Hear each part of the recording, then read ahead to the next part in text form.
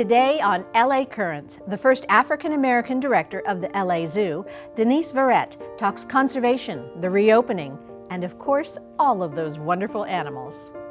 Next, for more than a century, LA's Judson Studios has been creating intricate stained glass and thoughtfully designed restorations.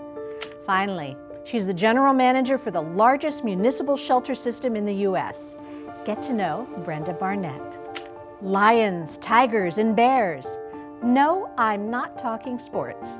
We're going to chat with a woman who loves LA and giving back to her zoo community.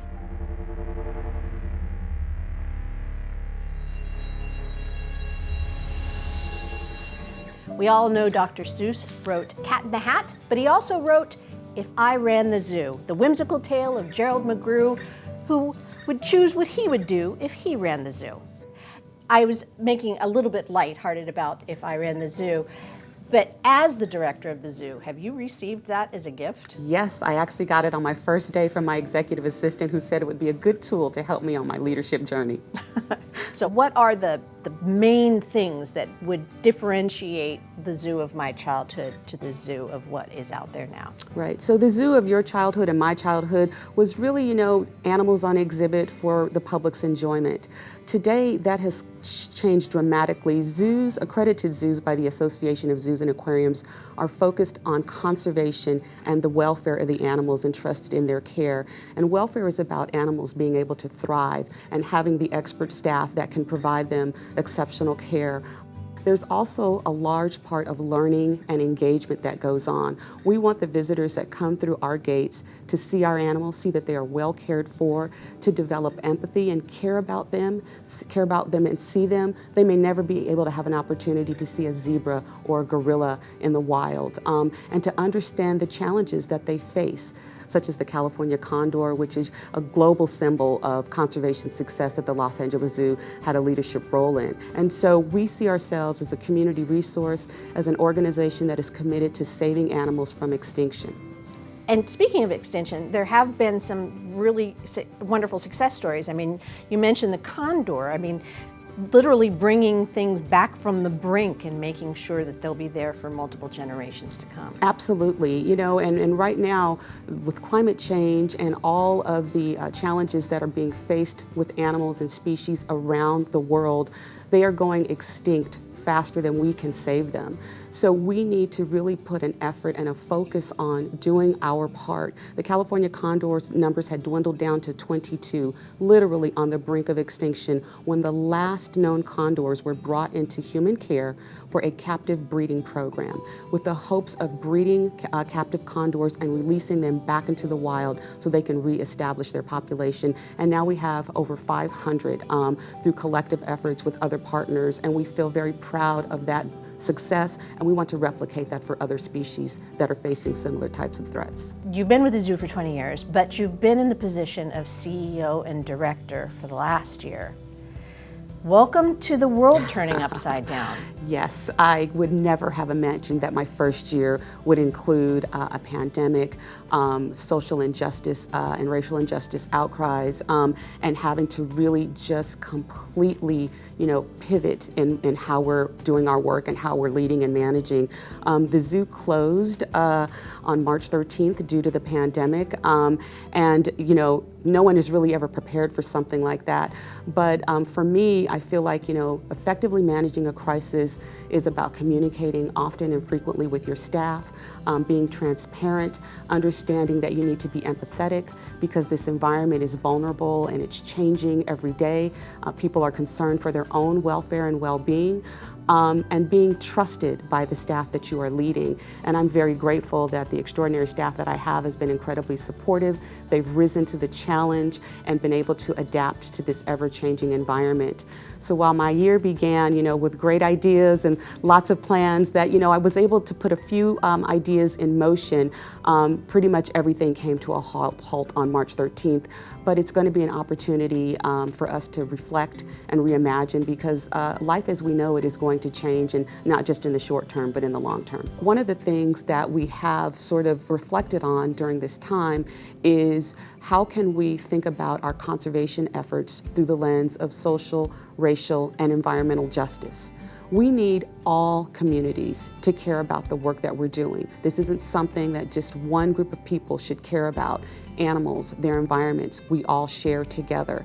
How can we perhaps engage the juvenile justice system and get them involved in helping us with local conservation efforts? How can we expose minorities to the conservation jobs that are out there and careers at the Los Angeles Zoo that support conservation efforts? How can we better engage? We thought we were doing a good job on equity. You know, we are free to LAUSD schools that come on field trips. We offer scholarships if there are barriers to access to the zoo. But those were programs that we created ourselves that we thought were addressing issues of equity. And what we've realized is that we need to take a step back. We need to take the time to listen, to engage, to reflect, to co-create with communities of color to find out what they want from us. And that's exactly what we're going to do. Well, you too are a role model because, you know, as an African American woman, you actually were the first in this type of position as well as the first in this large organization. So you have a unique perspective. Being the first African American director of an AZA accredited zoo is so incredibly humbling, but being the first means that I won't be the last. It means that I represent a symbol of opportunity, and other young Black women can see me and know that this is a role that they too could attain. One of the things that I've always been committed to, and even more so in this role, is giving back. Plenty of people helped me along my way and along my leadership journey, mentored me, and I feel that it's important to do the same in return. Mentoring, coaching, helping people along their own leadership journey, and in particular, young African Americans, so that they can understand what my journey was and help them in the process. And in doing so, I learned something about myself and about others, and I find it incredibly enriching. And I'm committed to doing that, you know, until I leave this job and retire one day. In a normal year, how many visitors does the zoo get? 1.8 million. We're one of the top 10 paid attractions in the Southern California region. What's actually happening at the zoo right now? I mean, I would imagine the animal care staff is there and it's probably very quiet and animals are hearing each other that they never heard each other before. So what does it look like in the zoo right now? Right, so it is very, very quiet. Only if the essential staff are reporting to work every day. So that's all of the animal care team, the veterinary team, our construction, grounds, and custodial team. But for the animals and their care, nothing has really changed. We haven't had any impacts in terms of staffing. We're very grateful and thankful that the city is supporting us while we're closed. We still have animals breeding and births, and animals continue to thrive. We had a baby gorilla for the first time in 20 years earlier in January, Angela. She's growing and she's got teeth now and she's eating, you know, solid food, and mama's letting her, you know, get down and sort of explore on her own. So animals are still thriving at the Los Angeles Zoo even during the pandemic. And so it's interesting that while there's the absence of visitors, they're still exhibiting all the behaviors and still thriving in the ways that we want them to. I imagine a lot more interaction with a lot of the staff and the animals, and have an opportunity to maybe learn some things during this period in time.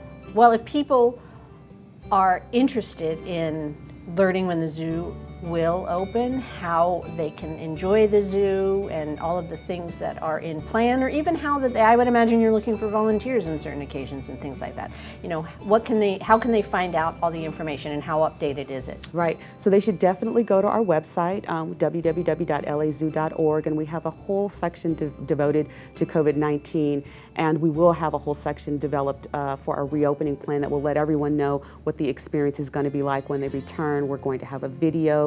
You can follow us on our social media, Facebook, Instagram, Twitter. We're sharing information on a regular basis, lots of virtual content that keeps all of our visitors, members, and supporters updated on what's going on at the zoo and when they can expect us to open our gates and welcome them back.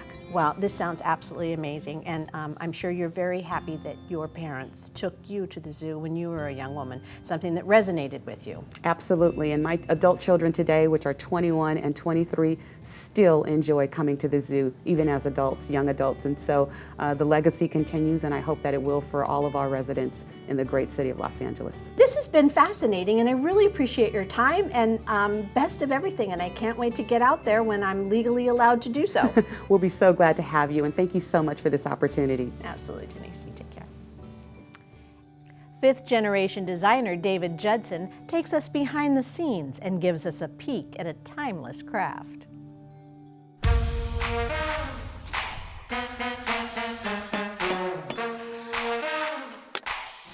The process of making stained glass has not really changed from how it was made 1,000 years ago, and so it really is this kind of ancient craft that is still handmade and is still very analog, right, so to speak.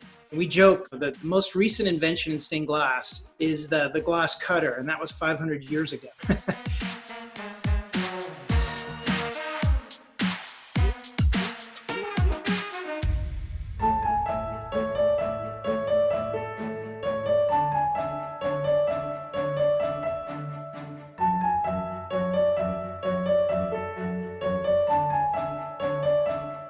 When Judson Studios started, the company started actually in downtown Los Angeles.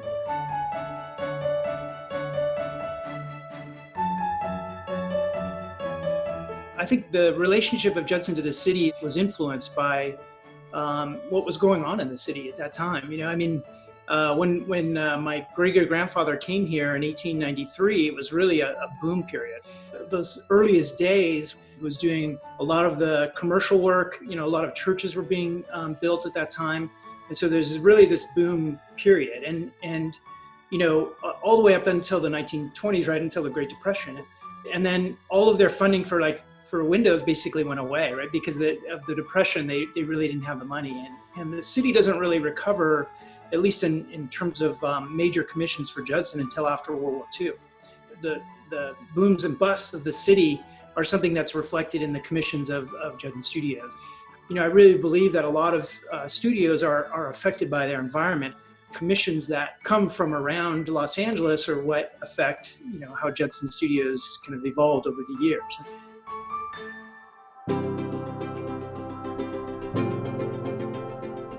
I think it's important to be a family business because it is such a craft that is really information that's passed on through doing, right? It's not really a learned thing that in a classroom, you actually have to do it to advance your skills. I grew up around the studio, kind of, you know, you start sweeping the floors and kind of, you know, looking at what people do and how they do it and that kind of thing. And so I think that was probably the best education that I got for the field that I was in. And so that being said, you know, it is a business, and like any business, it's challenging, and you know, families are challenging, and so when you mix the two, a family and a business, sometimes it can be a little challenging, but at the same time, it's you know, creates a lot of kind of a sense of pride and you know, kind of motivation to maintain kind of this long tradition. You know, I take a lot of pride in that, and I think it's important. That being said, you know, it's not the only ingredient, right? I mean, I think what's important is that as the, you know, generations, what I found is in moving forward in terms of my own career is how do you create your own kind of stamp and identity within a company that kind of has all of this association kind of with it because of its age.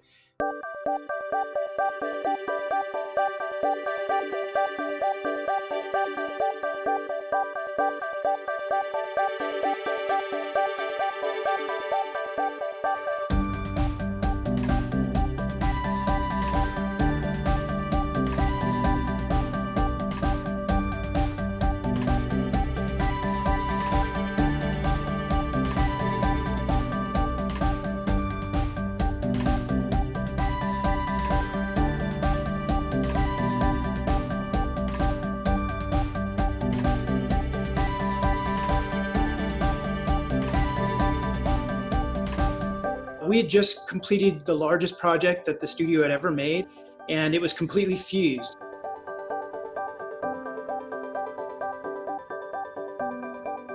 You know, really, I was a point in my career where I kind of was trying to figure out where to take the company. And this new technology of fusing was something that I felt that as a company, we really wanted to embrace and pursue.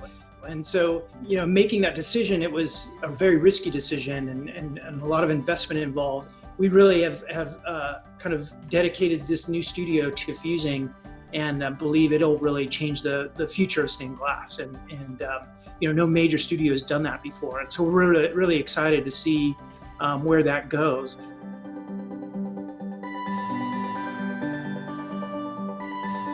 Now, fusing is basically taking frit, which is like a gravel, down to like a powder. They have 4 different sizes.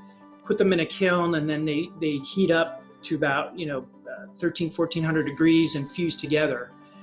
And so we can create these amazing transitions of color.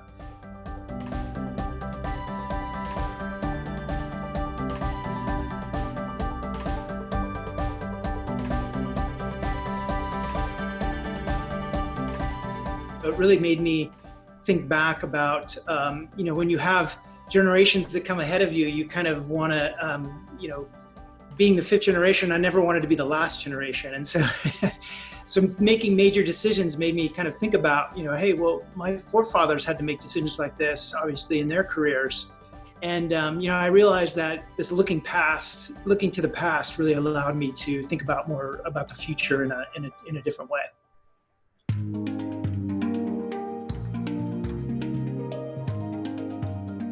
I love the city and seeing, the things that have been made over the years.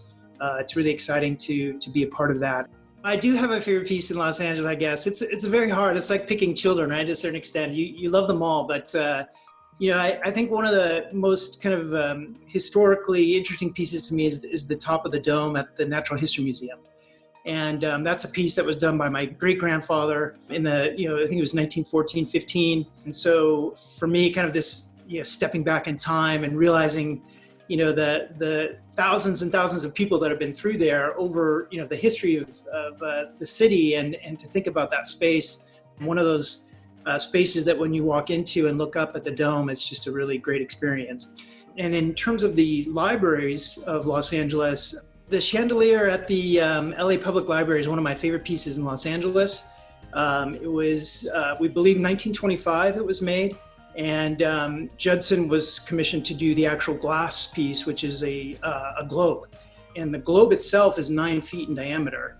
And then around the glass globe are the symbols of the zodiac. And so it's just a really amazing piece that is really a landmark for the city and kind of, a secret, surprise of, so many people don't know that it's even there. And so when you walk into that room, it's kind of just this amazing experience. There's also a great installation over at the Memorial Library, and it was recognizing the students from LA High School for the soldiers that had fallen in World War I that had graduated from the high school. So that's kind of an interesting, really beautiful window, and also kind of like a real meaningful space for the library as well. This idea that stained glass was kind of an early teaching tool. Back in the Middle Ages, if you think a lot of folks who didn't know how to read could learn from the images that were in stained glass. And so it's kind of this interesting connection with libraries and storytelling.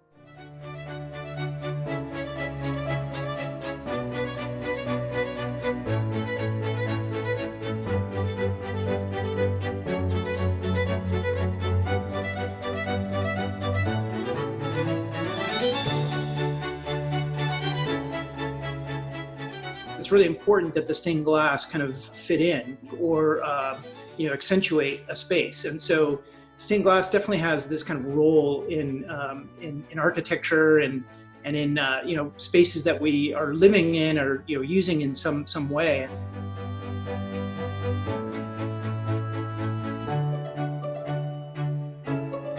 Lighting is so important to our spaces, and especially in religious spaces. I think I attribute that to just kind of the spiritual nature of light passing through colored glass. There's something very kind of uplifting and inspiring about it.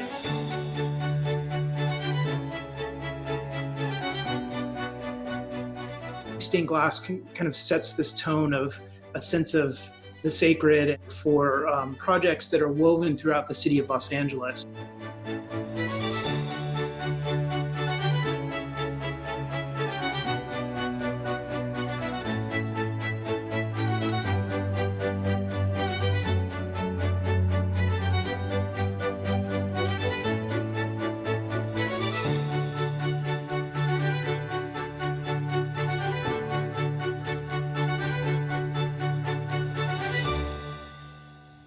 Did you know that having a pet in your life can actually improve your overall happiness and health? LA Animal Services can tell you how.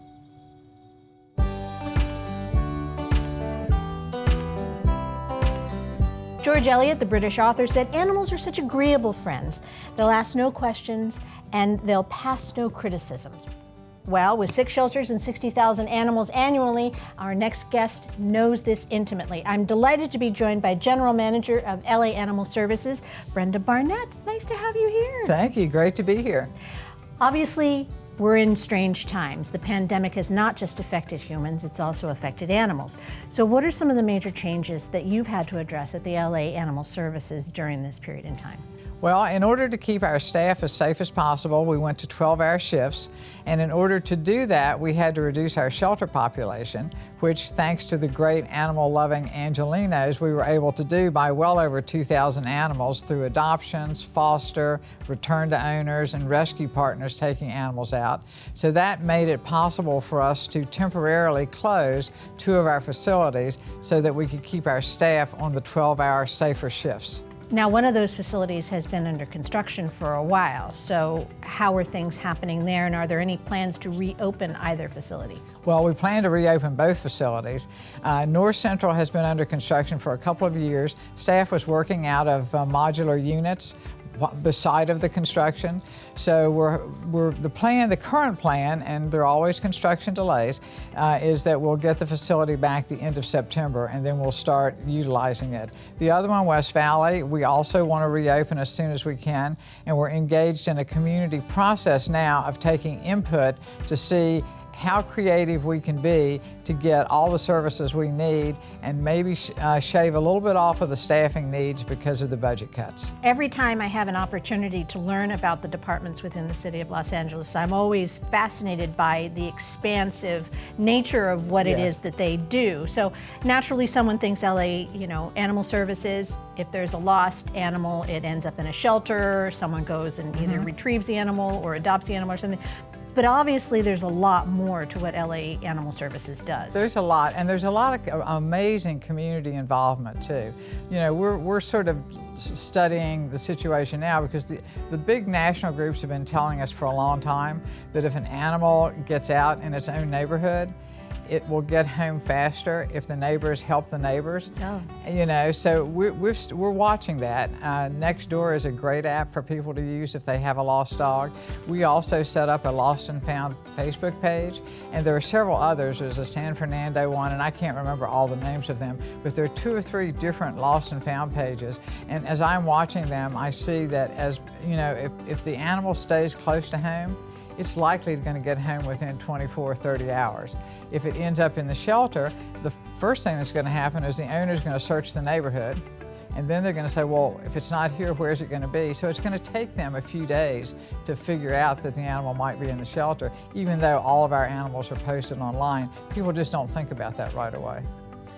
So in this pandemic, there have been a lot of news about people embracing the idea of animal companionship to help psychologically, to help emotionally, and to just enrich this experience. Have you noticed an enormous amount of adoptions within LA Animal Services, and are you worried that that is going to maintain its integrity once we're all a little bit more free? I think we've definitely seen, matter of fact, we ran out of foster animals at one point, but now we're getting more animals in, so we're trying to go back to those people and give them that foster opportunity. We've also done a lot of adoptions, and the way that we've been trying to help people because they can't come to the shelter, they can't get the kind of advice because of social distancing and safety. Our Director of Volunteer Services set up some Zoom meetings. So she has Zoom meetings regarding dogs, bunnies, and cats. And she has experts on so that people can call in or ask questions live and get help with their animals. So we've had a couple people write in and say, oh my gosh, that was the best thing ever, because we thought we were going to have to bring that dog back, and we were able to solve that problem with the advice that we got. Really? Yeah, so we're trying to be as creative as we can and engage the community. I'm very concerned, and I think animal welfare across the United States is very concerned about what's going to happen when the evictions start. So there are other things that we're starting to do to try to help people keep their companion animals. For example, we've got 2 food banks set up now, one at Chesterfield Square and one at East Valley. They are by appointment. They can come and get pet food. We're also working on a program to help keep the companions in the homes by providing some veterinary services. If it's the cost of a veterinary exam or treatment, and if they had help with that, they could still keep their pet. So we're getting ready to utilize that to help our New Hope adoption partners if they take an animal that has medical needs, so that we can help them with the care of that animal, at least enough to get them started. So we're working on ways to help the community keep their companion animals. So is New Hope a separate nonprofit organization that works with animals? Great question. It's about 300 nonprofits. Oh, okay. We have, in the city of Los Angeles, we have about 300 nonprofit rescue groups who come and take some of our animals out of our shelters and find homes for them. The community in LA is pretty amazing, animal lovers. We have a lot of community involvement from people who love to do that kind of stuff. And really, without this community involvement, whether it's the New Hope Partners, we had an amazing thing happen over the 4th of July where people were out in the streets with scanners, and they were scanning lost dogs and getting them home because they'd been frightened by the fireworks. I saw pictures of people who had crates set up in their living room, and they called it a safe house, where a dog could stay overnight trying to reunite it with its family. And it really made a huge difference. I mean, we usually get well over 1,000 animals, or around 1,000 animals in the 4th of July. Run on the 4th, right? Yeah, that get over that weekend. But this year it was under 100 because we had so much help and assistance from the community.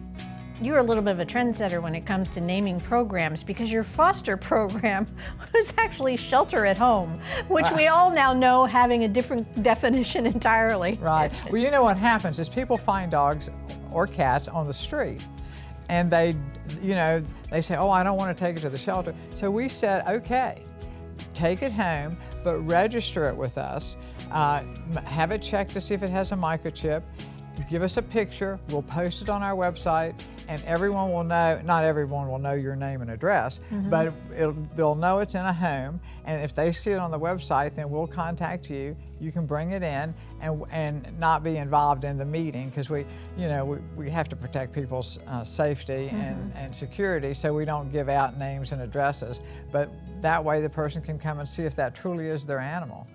At the end of 30 days, if the person still has the animal and the owner hasn't turned up, they can adopt that animal at no charge. Or they can bring it back to us and we'll find it another home. What are the policies with LA Animal Services in regards to spaying and neutering any animal that comes into the shelter?